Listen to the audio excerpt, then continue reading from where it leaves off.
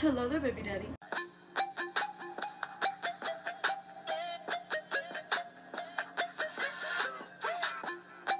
Hello! I'm a beautiful K-I-T-T-I-E-S and welcome back to another beautiful video. Today is a makeup video. We're gonna do a St. Patrick's Day look while I read you spooky stories.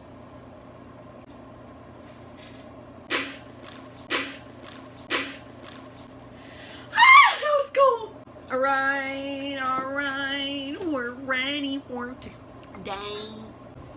I want to get ready for this off camera. Just wait for a minute, okay?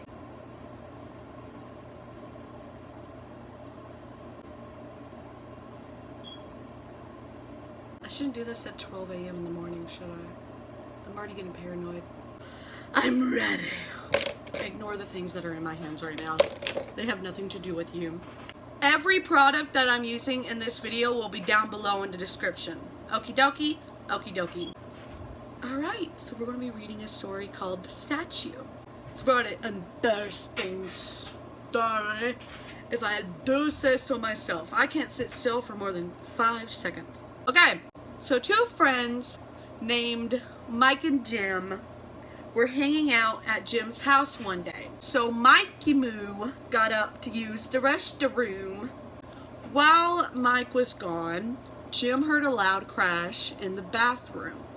Next is foundation. So he goes to ask Mike what happened, and Mike says, "Oh, nothing happened, I'm fine." Then when Mike came out of the bathroom, he told Jim that he had to leave. As Mike was leaving, Jim noticed something strange. The writing on Mike's shirt, you know, the friend, it was all wrote backwards. For some reason, I don't know. There's a hair in my mouth. He thought nothing of it. Maybe it was just a weird shirt Mike thought to wear that day or something. And so he goes to check out what the loud crash was in the bathroom, because he was a curious boy. When he opened the door, Jim froze. Lying on the floor was Mike's dead body, and the mirror in front of him looked like it was broken, and it looked like someone jumped out of it. And that is the end of the story. What do you think happened? Comment down below. Now I'm scared because I'm using a mirror. Oh, I don't like doing this at 12 a.m. Next story is called Grocery List. I'm a trope. You get a phone call from your mother. Since her car's in the shop, she asks you to go to the grocery store for her.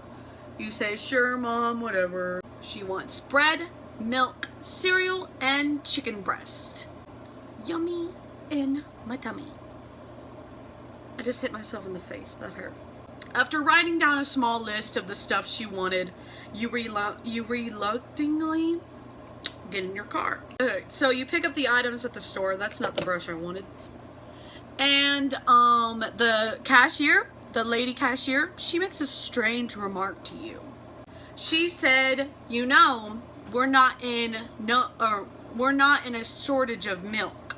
So upon arriving to your beautiful mother-in-law's house, you knock several times and there's no answer. Maybe I should put some concealer on my nose. Boop! I'm Rudolph the concealer nose reindeer. So you finally try to open the door and it opens. Actually, we're not going to read this one anymore. I don't like it. I just read the whole thing. No. So the next story is called My Daughter Learned How to Count. Alright, so my daughter woke me up around 11:50 last night. My wife and I picked her up from her best friend Sally's birthday party. They brought her home. They put her to bed. So the wife went into the bedroom to read her a story. I gotta get my eyes ready for eyeshadow. And then you are falling asleep watching the Disney Brave movie. She whispers, "Daddy, guess how old I'm going to be next month?" Oh my god, I promise to never do that again. That was freaking terrifying. I say, I don't know, Beauty. How old are you going to be next month? She smiled and held up 4 fingers. My wife and I have been up for almost 8 hours, and been up with her for 8 hours, and she still refuses to tell them where she got them. There weren't her fingers, if you can understand that. Like, if you got the big dumb, they weren't her fingers. They were Sally's. Plot twist. I'm a beaver. This next story is called Seed, and it's written in a little child's perspective. What a fun day in school today. We learned about little seeds and how they grow into stuff really big whenever, they grow. So I went home and told my mom all about it. I can't wait to tell her more about it, but she's busy right now. She's looking for my baby brother, Sam. But he's okay. He's small too. I can't wait to show her what he changes into. Next one's called The Trap. In Berlin, after World War II, money was short and supplies were tight. And it seemed like everyone was hungry.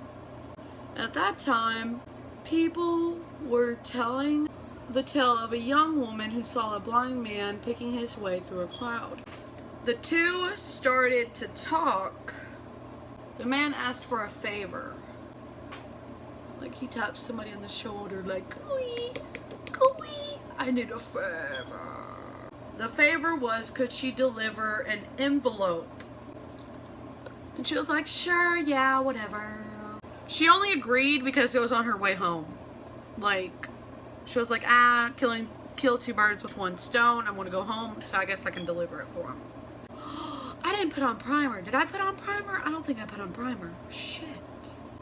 How could you guys let me down like this? I need to fix that eyeshadow because it's bothering me. So she makes her way to go deliver a letter. She turned around to see if there was anything else that the blind man needed.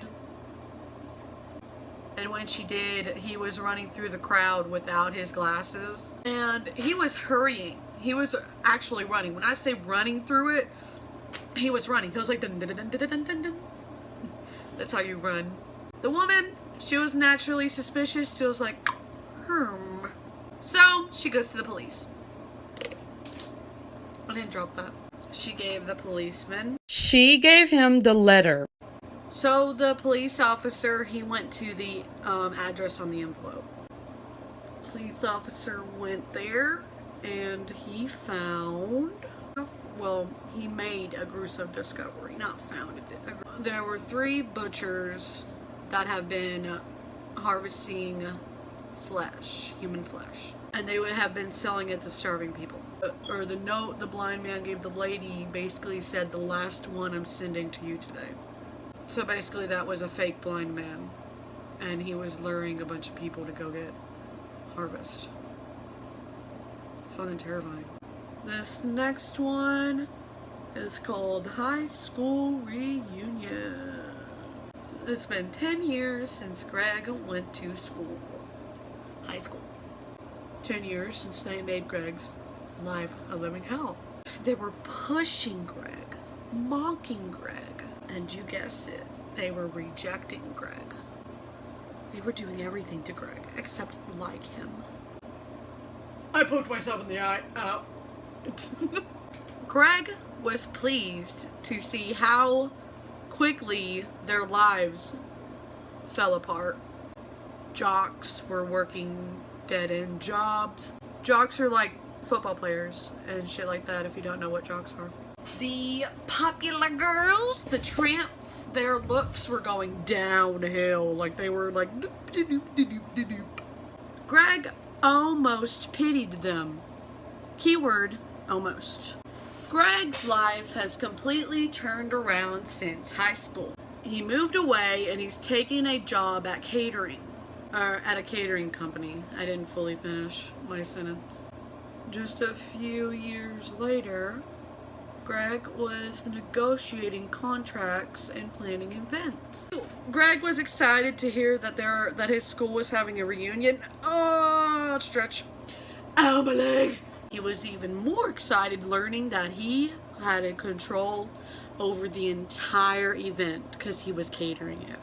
Greg glanced at his watch and looked around the room to his peers. Some were already groaning. The football captain's wine glass fell off the table and it was completely shattered. Greg closed his eyes and smiled. It was the happiest he's ever been in a decade.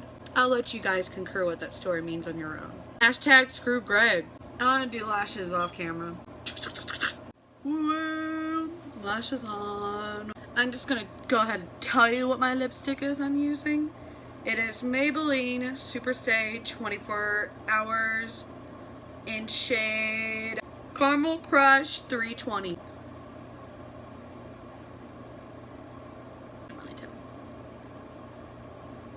I have to put that part on so it can stay 24 hours, even though it secretly doesn't.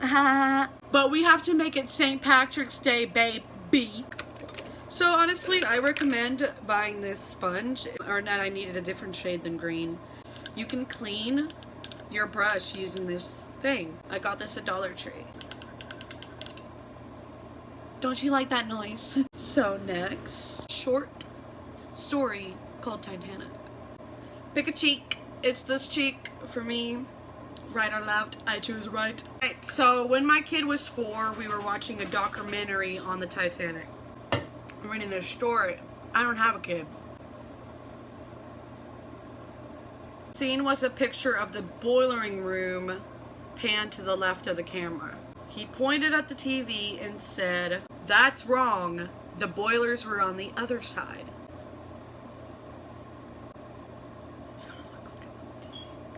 Oh my god, it's gonna look like a tank. No. We're gonna start over. Oh my god, that was so freaking funny. That is way too much foundation. And I fixed it. He kept on telling me that that's not where the boiler room was. This looks like I'm drawing Texas on my face. I'm not mad at it though, because I like Texas. He also told his dad, "That's where I was. That's why I don't like water now." I know. How would a baby randomly say that?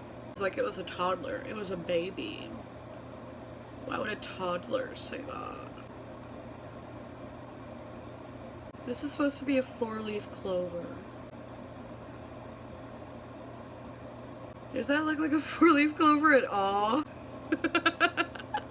Do another one on this side, but I'm not going to do that. I'm just going to leave it like this. This is the finished look. Wow.